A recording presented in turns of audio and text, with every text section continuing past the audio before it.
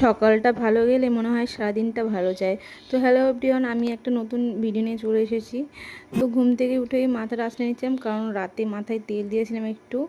অনেকদিন তেল দেওয়া হয় না, তো হঠাৎ ভাবলাম একটু তেল দিই। তারপরে এই যে বিছানা ক্লিন করে নিলাম, কারণ হচ্ছে কালকে রাতে উই পোকা এসেছিলো, খুব ডিস্টার্ব করেছে এই দেখো উই পোকাগুলো।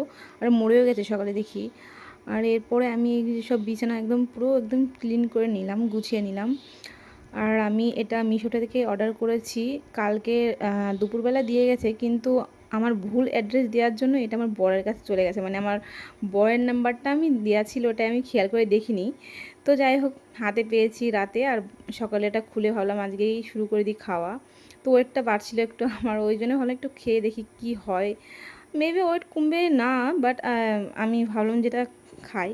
তো এই যে জলের মধ্যে গুলে নিলাম, আধা ঘন্টা 1 ঘন্টা থাকলেই হবে। আর এই যে বাবুর জন্য হাফ বয়েল ডিম সিদ্ধ করেছিলাম, আর এই যে এক টুকরো লেবু নিয়ে এসেছি চিয়া সিডের মধ্যে দেওয়ার জন্য। তো এটা আমি দিয়েও দিলাম।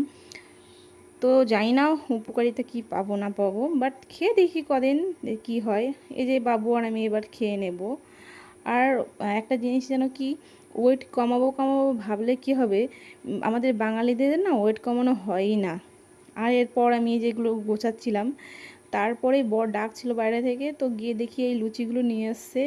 হ্যাঁ, এরকম বর কপালে জুটলে না কোনো বউরাই রোগা হয় না, সব বরগুলোই মনে হয় এরকম, বউকে খাইয়ে খাইয়ে মোটা করতে চায়।